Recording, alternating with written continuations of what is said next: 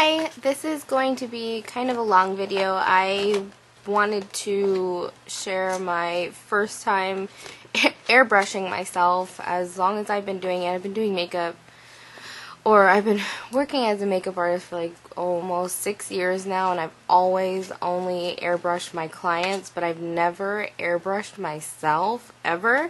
So this should be really interesting, and I wanted to try it with the Dinair system, daily wear, such and such. I actually got this from the makeup show. I went to a beauty blogger preview event to the makeup show, and we got a huge bag of like goodies, like a gift bag. And I think I actually showed it in the video. It was like a pack of Peeps, you know, those marshmallow things. But on the back of it, if you brought the Peeps back to the Dinair booth at the makeup show, you got a whole system. Here in this little box. I got the white one. Turquoise wasn't an option, but they did see they had a teal one, and like turquoise is like my favorite color. And it also came with this bag of goods, instructions, some little tips. There's the instructions, a hose, and airbrush cleaner, and we got to pick some samples. I picked these. These are blushes and highlighters, or yeah, highlights.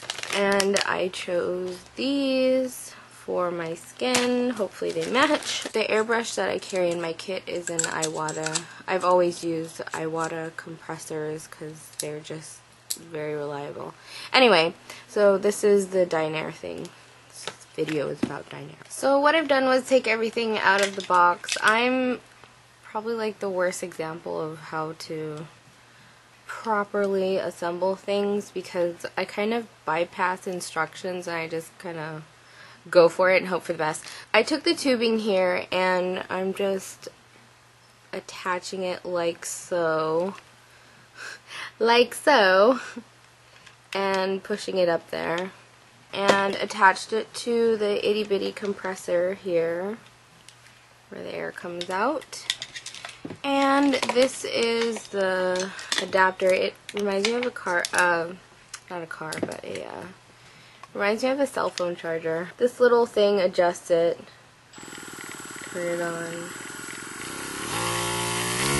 That's like danger zone. I assume that's why the red light is flashing, because nobody needs that high of a PSI. I don't even know how high this thing goes, but that's not necessary. Or maybe, you know, if you're airbrushing your body or something, I can only assume, but that was actually really funny.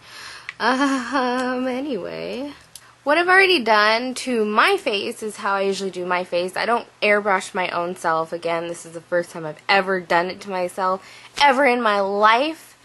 I don't even wear a liquid foundation. I'm just extremely curious about this, so this is why I'm doing it, and to show you maybe if somebody out there was looking to get one of these, or, you know, just see how it goes. I usually just put the foundation I usually wear is just powder foundation. I use Makeup Forever's Duo Matte Powder Foundation. And what I've already done is I've got my moisturizer on, my OCC Tinted Moisturizer, not available yet. And I put my skin primer. This is Dimitri James Skin Primer. My favorite primer. I use this on my clients for like years and years now. My eye cream, my Kiehl's Avocado Eye Treatment. I don't know where that is.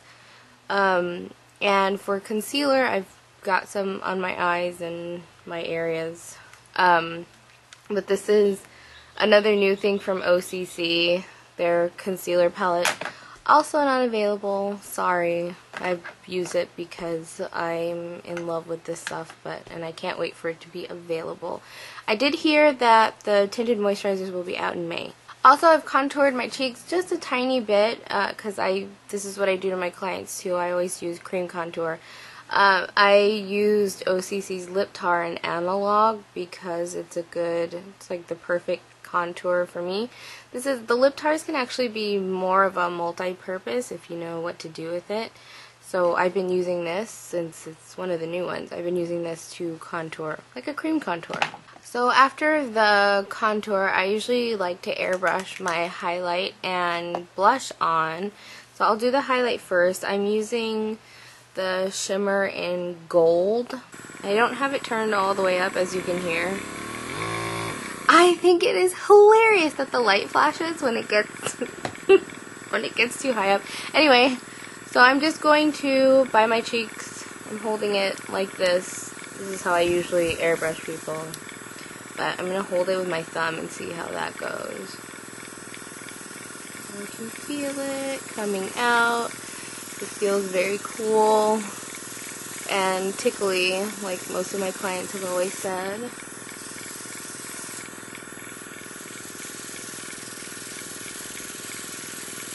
And I'm just pulling it back really gently. I'm not letting it go out like full blast. I could not imagine airbrushing eyeshadow and eyeliner and lip liner. I know it's possible and you can do that, but I don't know, I'm not really into that. It's not appealing to me. I've seen it look good, but I've actually been accused of airbrushing my eyeshadow, but I would never. I don't feel like I would get the same control or desired effect. Moving on to the blush. This is Peach. It's called Peach Pink. And just following up after that, I think this is what I do as well. I would mix to make like a shimmery like blush. I would add some of this in there. Just a drop. And then got a little spatula here to mix it up a bit, or you could backwash to get it going, and by that I mean holding it down like so and letting it bubble like that. That's how I do it for my clients. So here we go. Just a little bit.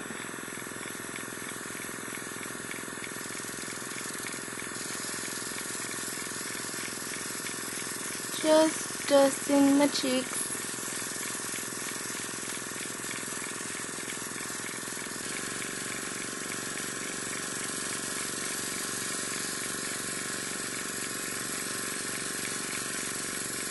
Let's, I think I've got it. I would, yeah, I think that's good enough. And I'm just going to take a little towel here and spray out the rest.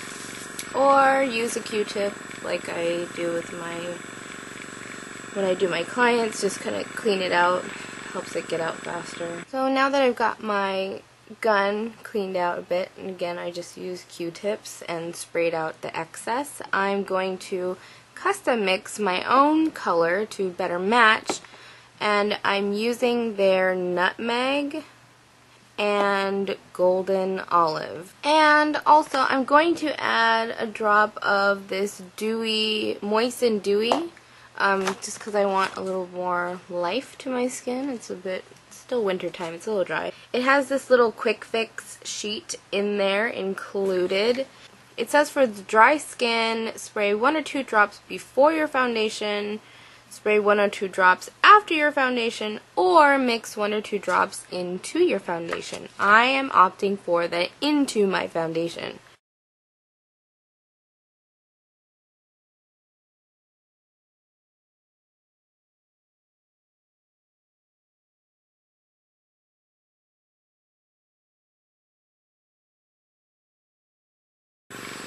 And when it gets to the nose area, I like to have my clients hold their breath, like take a deep breath. And as I airbrush them, I take a deep breath with them just so I know we're on the same about to die level, if it ever comes to that. So I'm going to do the same with myself. I feel like I actually do this with my eyes closed, just to get a better feel and even coverage of it.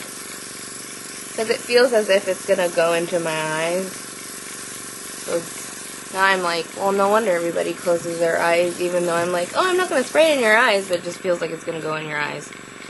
So, I think I'm good. I'm done. So anyway, yeah, that's pretty much it. I probably will try a few more times. I'm not completely turned off at the whole idea of airbrushing myself. It's just, for me, this is a bit of a longer process than slapping or dusting some powder on, so this is a bit more intricate. Probably say this for like the special occasions. I don't feel that this needs setting with powder, but for my eyes, because I did have some concealer there and it's a little bit more creamy, I will dust on just the tiniest bit, and I'm just using Makeup Forever's HD powder. Don't be scared. It's got a bad rap for some reason, but just for on top and underneath. That is it. So there's my skin, and yeah, hope this helps. Hopefully it does help. It was kind of all over the place, but again, this is the first time I've ever done it, so you learned with me. This is my first initial experience, so everything was raw and untouched. Anyway, I'm gonna go film a tutorial now with, I don't know, but I'm gonna do it. I do like the way my skin feels, so go check out the next tutorial to see what it looks like in photographs. Okay, hope this helped. Thank you for watching and subscribing if you have. Bye!